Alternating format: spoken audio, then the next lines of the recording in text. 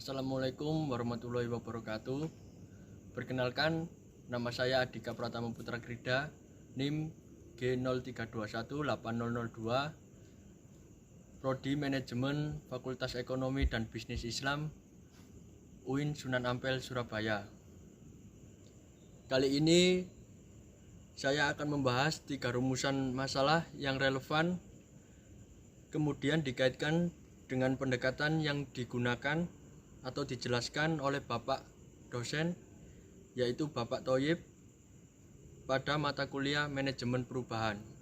Topik yang akan dibahas yakni tentang tantangan di awal langkah yang ada pada Madrasah Al-Madinah, Surabaya.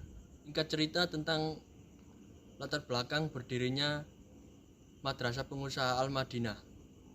Kisahnya bermula pada saat ada kerabat yang mewakafkan tanahnya pada tahun 2006 silam. Tanah ini diwakafkan untuk dijadikan tempat pendidikan anak-anak yatim dengan luas lahan 500 meter persegi yang terletak di sebuah perumahan di Surabaya.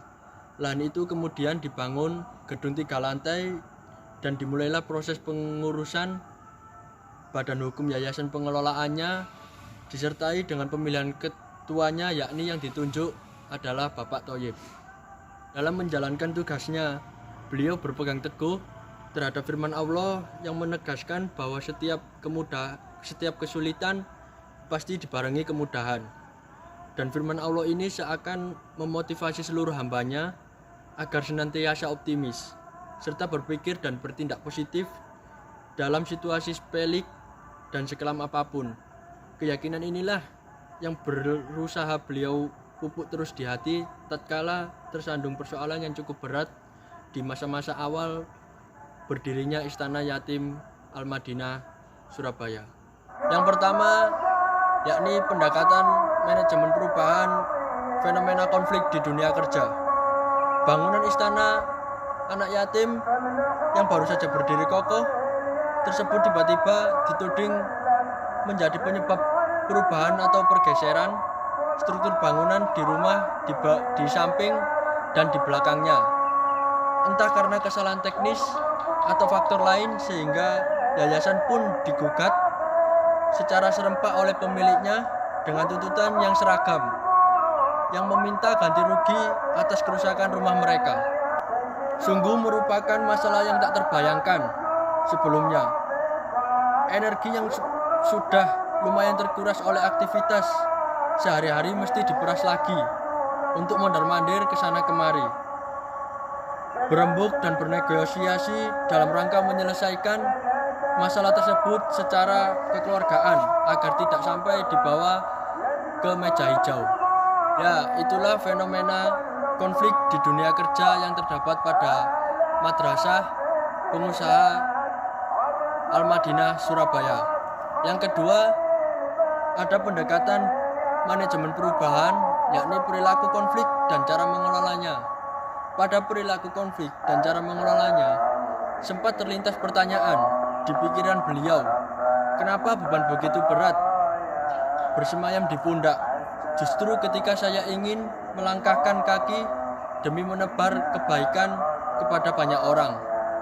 Setidaknya terdapat 4 alasan yang melatar belakangi pertanyaan ini. Pertama, beliau kebetulan belum pernah menghadapi polemik yang serius dengan orang lain, apalagi menyangkut perdebatan hak dan kewajiban perdata. Yang kedua, keluarga pada gilirannya turut merasakan tekanan akibat letupan-letupan suasana emosional.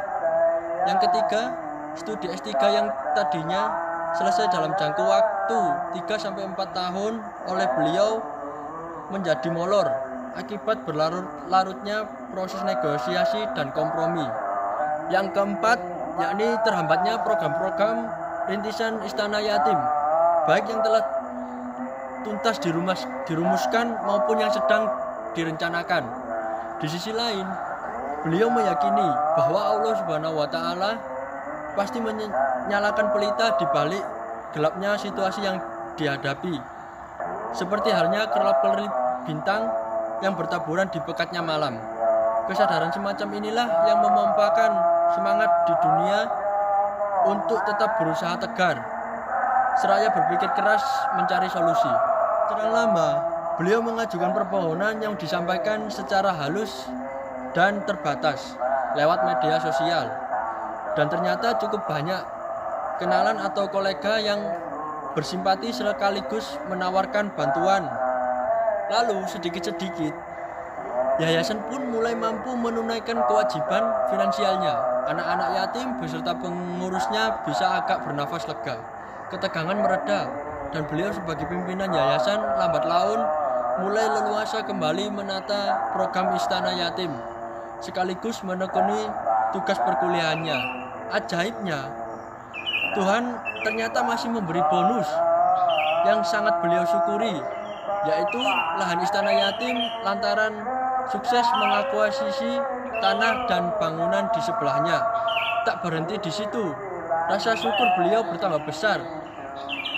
Sewaktu kerja keras yang tercurah di bangku kuliah, pasca sarjana akhirnya berbuah.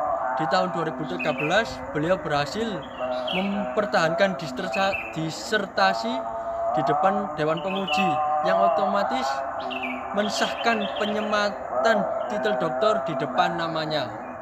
Pendekatan manajemen perubahan yang ketiga, yakni hambatan dalam proses perubahan. Pada hambatan dalam proses perubahan ini, beliau dihadapkan pada permasalahan yang bermuara pada dua pilihan sulit. Pilihan yang pertama, beliau menanggung beban finansial yang besar di saat kondisi keuangan belum stabil. Berarti bahwa beliau akan memperpanjang usia Istana Yatim yang baru saja didirikan, bahkan memperkuat harapan untuk dapat melihatnya tumbuh dan berkembang di kemudian hari. Tetapi konsekuensinya yakni keharusan mempersiapkan diri secara lahir dan batin, serta kerja ekstra keras setiap hari harus dijalani untuk mengumpulkan dana demi memenuhi kewajiban kepada pihak-pihak yang dirugikan, di samping memikirkan kebutuhan operasional rutin Istana Yatim yang juga tidak terbilang kecil. Yang kedua, pilihannya yaitu merelakan aset yayasan untuk diakuisisi oleh lembaga sosial lain sehingga tanggungan atau beban bisa dialihkan sebagian. Sementara pilihan kedua dalam jangka waktu pendek memang terasa lebih ringan dengan diambil alihnya Istana Yatim oleh pihak yang lain. Tanggung jawab keuangan yayasan pasti turut berkurang, plus tuntasnya persoalan dengan pihak eksternal. Bakal tak ada lagi tagihan yang memusingkan kepala, namun akibatnya impian membangun sebuah lembaga sosial dengan misi pemberdayaan anak yatim menjadi sirna dan entah kapan lagi mampu merintisnya kembali. Ya, itu tadi hambatan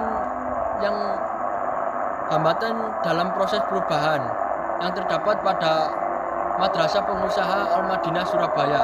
Sekian presentasi dari saya. Apabila ada salah kata, saya mohon maaf. Wassalamualaikum warahmatullahi wabarakatuh.